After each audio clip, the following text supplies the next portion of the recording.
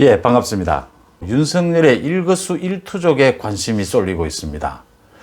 가히 윤석열 태풍이 정치권을 강타했다 이런 얘기까지 나오고 있는데, 저 검찰총장직에서 퇴임한 뒤에 그 지지율이 수직 상승하면서 30%가 넘는 지지율, 지금 이재명과는 거의 10% 가까이 차이가 나면서 압도적 1위다.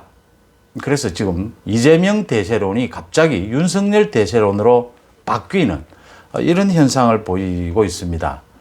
그래서 윤석열과 또 윤석열 가족에 대해서 그 일거수일투족이 지금 관심사다 얘기거리가 되고 있습니다. 사람들이 가장 관심을 모으는 것이 윤석열의 이 지지율이 앞으로 어떻게 될 거냐, 계속 더 올라갈 여지가 남아있느냐, 또 유지가 되느냐, 이 부분과 정치인 윤석열 이제 얘기를 하면서, 정치인 윤석열의 어떤 인기에 있어서 가장 중요한 게 윤석열의 인간성, 인간 윤석열, 그 스타일이 이제 앞으로 큰 요인이 될 것이다. 그 다음에 윤석열의 아킬레스건이라고 꼽히죠. 그 윤석열의 처가, 부인과 장모에 대한 그 의혹들, 이 부분이 윤석열의 최대 아킬레스건이 아니겠느냐. 그 부분은 도대체 어떻게 될 거냐. 이게 왜 아킬레스건으로 거론이 되느냐 하면, 윤석열에 대해서는 그동안, 그러니까 검찰총장 인사청문회 때는 지금의 야당 국회의원들이 집중 공격에 나섰고, 검증에. 그 이후에 이제 조국 수사로 인해서 문정권과 윤석열이 이렇게 날카롭게 대립하면서 이제는 여당 국회의원들이 집중적으로 나서서 윤석열을 검증했죠. 이렇게 여야를 거치면서 윤석열은 혹독하게 검증을 지금까지 받아왔는데, 그렇게 윤석열을 검증받으면서 떠오른 가장 큰 의혹이 이제 처가 부분이었거든요. 지금도 검찰 수사 재판을 하고 있는 중이죠. 그러니까 이제 관심이 많이 올라가는 부분입니다. 이제 어제 오늘 윤석열이가 이제 압도적인 지지율 1위가 되니까 윤석열 대망론이 이제 본격화되면서 여러 가지 재밌는 얘기들이 많이 나오고 있습니다. 일단 윤석열의 헤어스타일이 바뀌었다라는 이야기입니다. 그 윤석열의 헤어스타일이 최근에 그 이마 부분, 헤어라인 부분이 좀 달라져서 조금 더 젊게 보인다. 저는 머리가 없긴 하지만 대부분 이렇게 헤어스타일을 바꾼다라고 할 때는 여자들의 경우에는 결심을 할 때 이렇게 헤어스타일을 바꾼다. 그 다음 정치인들이 헤어스타일이나 눈썹 문신을 한다든지 이렇게 하면 이제 정치적으로 좀 이렇게 변신, 새로운 모습을 유권자들에게 보여주기 위한 것 아니냐. 윤석열이 이렇게 헤어스타일을 좀 바꾼 것, 이마의 모양이 좀 바뀐 것은 이제 정치인 윤석열로서의 그런 이미지 메이킹에도 신경을 쓰는 게 아니냐. 또 이런 얘기까지 나오고 있습니다. 또 하나 재밌는 건 윤석열이 지난 7일이었죠. 퇴임한 뒤에 이제 집에만 있다가 처음으로 모습을 드러냈는데, 그 패딩 옷을 입고 그 부인의 사무실을 방문하는 모습이 잠깐 잡혔죠. 뒷장면이. 근데 그 패딩 옷이 윤석열이가 지난해 말에 그 정직을 당했을 때도 그 강아지들을 데리고 산책할 때도 그 옷을 입었고, 또 지난해 그 총선 때 선거하러 가면서도 그 옷을 입었다. 꼭 같은 옷이다. 윤석열의 이 패션 감각이라 하나요? 윤석열이 옷에 대해서는 너무 이 감각이 없지 않나. 이런 얘기들도 또 나오고 있습니다. 윤석열의 부인은 또 젊고 그렇게 또 예쁘고 이렇게 스타일리스트인데 어떻게 윤석열은 저렇게 옷에 무관심하냐. 또 이런 얘기까지 나오고 있습니다. 그 윤석열이 패딩을 한 가지 옷을 계속 입는 건지 아니면 같은 옷이 여러 벌 입는 건지는 잘 모르겠지만, 이렇게 윤석열에 대한 외모 부분까지 크게 관심을 끌고 있습니다. 거기에다가 이제 윤석열의 인맥, 법조 인맥, 정치권의 인맥, 지역적 인맥은 어디까지냐, 윤석열의 주변 관리는 어땠느냐, 이런 얘기까지도 많이 나오면서 많이 대화의 소재가 되고 있습니다. 가장 화제가 많이 되는 건 역시 윤석열의 아킬레스건이 되지 않겠느냐라는 부분입니다. 그 부인과 장모, 이 장모는 지금 재판을 받고 있고, 부인 부분도 지금 곧 소환이 되느냐라는 또 며칠 전에 소동을 벌이기도 했습니다. 그러니까 이거 모든 걸 지금 이승윤 중앙지검에서 지금 부인과 장모에 대한 이 모든 수사들을 총괄하고 있습니다. 여기에서 많은 잡음들이 나오고 있는데, 기억하시겠지만 지난해에 윤석열이가 다시 서울행정법원의 판결에 따라서 다시 복귀를 할 때 검찰총장에 그 시점에 맞춰서 이승윤 중앙지검에서 윤석열 장모에 대해서 기소를 합니다. 또 이번에 윤석열이가 검찰총장직을 사퇴하는 점에서 또 이게 아마 이승윤의 작품이다 이렇게 이제 추측이 되는 부분인데 중앙지검발 기사로 언론에 나왔죠. 윤석열의 부인을 소환 조사한다. 그게 방송에 나오고 언론이 나와서 갑자기 떠들썩했는데 불과 두세 시간 만에 중앙지검에서 아니다 부인하는 이런 소동을 빚기도 했습니다. 내용을 나중에 좀 들여다보니까 이승윤 쪽에서 이거 언론 플레이를 했고 이승윤 밑에서 지금 윤석열의 부인에 대한 수사를 담당하고 있는 그 후원 부분 말이죠. 그 후원 의혹에 대해서 수사를 담당하고 있는 그 부장검사가 아니다라고 부인을 한 걸로 이렇게 보입니다. 드러난 것은 계속해서 지금 드러나고 있죠. 그러니까 장모와 부인에 대한 이 수사를 놓고 이승윤 지검장과 중앙지검에 밑에 담당하는 부장검사들 간의 생각이 정반대라는 겁니다. 지금 담당 검사들은 이건 혐의가 없다. 이건 수사를 할 거리가 못 된다라고 계속 지금 그게 6, 7개월 된 이야기입니다. 그렇게 이야기하고 있고 이승윤은 계속 지금 수사를 해야 된다라는 입장이고 그러니까 대표적인 친문 검사인 이승윤 지검장이 곧 검찰총장 후임으로도 거론이 되고 있는데 이승윤 지검장이 윤석열을 겨냥해서 여권 대표로 나서서 윤석열의 이 부인과 장모 부분을 끝까지 물고 늘어지고 있다. 근데 지금 이승윤 밑에 있는 검사들은 그걸 반대하고 있다. 이 의혹은 수사거리가 안 된다. 지금 이런 얘기들이고. 근데 밑에 검사들의 얘기에 좀 많이 신빙성이 가는 것이 이 부인과 장모에 대한 이 의혹, 그 장모의 사기 부분이 있고 부인이 전시 기획사를 하는데 그 전시 기획을 하면서 후원 협찬을 받은 부분을 이 의혹인데 이게 지금 윤석열 인사청문회 때는 지금의 야당 의원들에 의해서 한번 검증을 받았습니다. 그때도 통과를 했죠. 그다음 그 이후에 지난 1년 6개월 동안 또 이 부분에 의해서 여권에 의해서 지금 검증을 받고 있습니다. 그런데도 아직 확실한 것은 나오지 않고 있습니다. 그럼에도 불구하고 이승윤이 나서서 계속 이 부인과 장모 이 의혹을 수사를 계속하고 물고 늘어지고 있다. 이 부분을 가지고 여권은 계속 앞으로 정치인 윤석열에 대해서 공격의 소재로 삼을 것이다. 이런 얘기가 나옵니다. 이것과 관련해서 이제 많이 얘기가 나오는 게 윤석열이 아주 늦게 결혼을 했지 않습니까? 그래서 이제 윤석열과 그 부인과의 관계, 그 늦게 결혼하게 된 그 과정 이런 것들이 많이 얘기가 되는데 그러니까 윤석열이 이게 지금 인사청문회 때도 그랬고 지난해 그 국정감사장에서도 그랬고 윤석열이 이거 어느 정도 밝혔죠. 그러니까 윤석열이가 53세 때 그 이제 부인은 12살 차이가 난다고 합니다.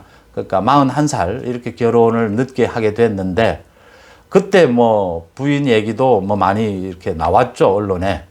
윤석열과 그 전부터 알고 지냈는데 이제 어느 스님이 중매를 해서 이렇게 결혼으로 가게 됐는데 윤석열이 그 당시에 재산이 2천만 원이 있더라. 그래서 자기가 결혼을 해주지 않으면 윤석열은 영원히 결혼을 못할 것 같아서 자기가 결혼을 해줬다. 이런 이야기들도 나왔습니다. 그렇게 나오면서 이제 나이 차이도 많이 나고 윤석열이가 그 사법고시를 구수를 했기 때문에 이렇게 늦게 검사 임용이 돼서 여러 가지 많은 것들이 늦어졌다.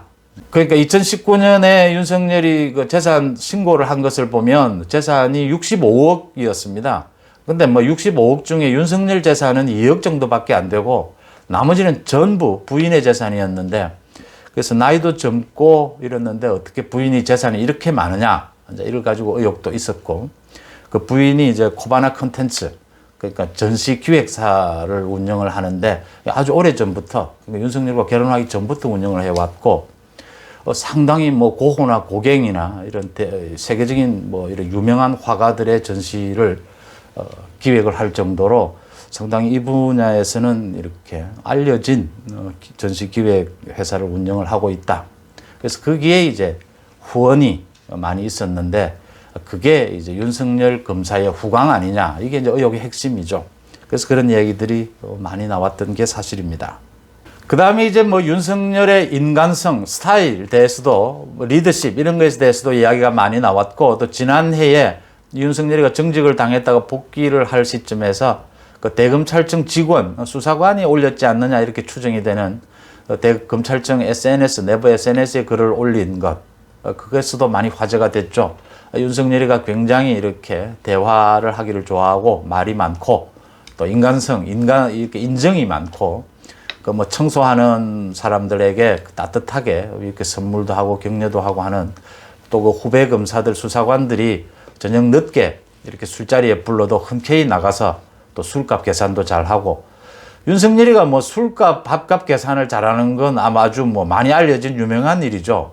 그동안 뭐 검사나 또 변호사를 하면서도 돈을 벌었을 텐데 재산이 2천만 원밖에 없었다, 결혼할 때. 그 이유도 술값, 밥값을 계산을 잘하기 때문이다라는 건데, 윤석열의 스타일이 좀 이게 리더 스타일, 이렇게 자기가 앞장서서 하는 스타일이다라는 것도 있고, 또 한 가지는 윤석열이 이렇게 사법고시를 늦게 되면서 자기와 동기라든지 부분은 모두 자기들이 동생뻘이 되는 거죠. 이제 박범계도 동기긴 한데 윤석열과는 나이 차이가 많이 나거든요. 한 4살 이렇게 나니까. 그러니까 아무래도 나이가 많은 자기가 또 술값이나 이런 걸 계산을 많이 했던 것도 있고, 그런 먼저 부분들이 얘기가 또 되기도 했습니다. 그래서 그때 뭐 나온 이야기도 윤석열이 뭐 통 큰 이렇게 자잘한 것은 신경 쓰지 않는 그런 리더십, 또 인간적인 리더십, 뭐 이래서 반대하는 쪽에서는 뭐 조폭 두목 같다라는 조폭 보스 같다 스타일이다, 뭐 이런 얘기도 나오고 했습니다. 그런 등등 얘기들은 많이 알려진 얘기들이고, 최근에도 윤석열이 가끔씩 지난해에 그 정직 사태, 정직에서 이제 복직이 될 때 그랬고, 윤석열 총장이 출퇴근을 주로 대검찰청 그 지하 주차장으로 출퇴근을 하는데, 꼭 이제 기자들과 만나야 될, 자기가 할 말이 있을 때에는, 이번에 이제 사퇴할 때도 그랬죠. 그 대검찰청 정문 앞으로 차를 타고 내리죠. 그때 이제 그 차문을 열어주는 그 직원에게 다른 사람들 눈에 보이지 않게 그 직원의 손이나 등을 두드려주고 따뜻하게 고맙다고 인사를 하는 거죠. 그렇게 하는 모습에서 굉장히 인간적이다, 그런 얘기들도 많이 나왔습니다. 그게 이제 화면에 잡혔지 않습니까? 그러니까 평소에 보통의 일반적인 경우에는 눈빛으로 고맙다는 인사, 눈인사 정도를 하면서 챙기죠, 보통. 뭐 쌀쌀하게 보지도 않는 경우도 있지만, 그렇게 이제 그 직원이 문 열어주고 할 때, 그런데 윤석열이는 그 따뜻하게 등을 안아주고 그 손을 잡아주는 이런 모습, 남들에겐 들키지 않도록 하는 모습인데 이제 카메라에 잡혀서 윤석열의 인간성이 얘기가 되기도 했습니다. 중요한 것은 앞으로 윤석열의 지지율이 앞으로 어떻게 될 거냐, 계속 이렇게 올라가는 상승세를 탈 거냐라는 부분에서 이번에 가장 중요한 것이, 윤석열이 압도적인 1위가 되면서 이재명이 많이 내려갔다라는 거거든요, 지지율에서. 그러니까 중도층을 놓고 이재명과 윤석열의 본격적인 경쟁이 시작됐다. 윤석열이 오르면 이재명은 내리는 이런 운명이 돼 있다, 지금. 그런 거죠. 지금 그러니까 영남 충청권에서 수도권은 물론이고요. 이재명이 상당히, 윤석열이 지지율이 떨어질 때 이재명이 그걸 차지했던 부분이 곧바로 윤석열로 지지율로 이동이 된다라고 하는 점에서 가장 치명타를 받은 부분은 이재명이고, 윤석열의 지지율은 앞으로도 그 PK 부분도 있거든요. 부산, 경남, 울산 부분의 지지율이 움직일 것이고, 강원도 있고, 이렇게 보면 수도권과 더불어서 윤석열의 지지율은 앞으로도 더 올라갈 것이다. 그 윤석열의 뭐 인간적인 리더십이라든지, 또 앞으로 그 윤석열의 아킬레스 건인 그 부인과 장모 부분에 대해서는 윤석열이가 뭐 인사청문회나 또 국정감사장에서도 여러 번 이야기했듯이 자기는 늦게 결혼을 했고, 또 결혼한 지 지금도 아니 뭐 7, 8년 정도밖에는 되지 않고, 그 처가 쪽 재산이나 뭐 이런 부분에 대해서는 자기는 전혀 모른다, 관심도 없다, 이렇게 선을 그었죠. 또 처가 그 자신의 부인이 그 전시기획 운영을 하는 부분에 있어서 자신의 뭐 이름을 거론한다든지 자신과 엮어지는 부분은 철저히 못하도록 하지 않도록 하고 있다, 관리를 하고 있다 이렇게 선을 그었던 부분이어서 어떻게 진행될까는 봐야 되지만 앞으로도 지지율은 계속 더 올라갈 것이다. 40% 가까이 올라가지 않겠느냐 이런 또 전망도 나오고 있습니다.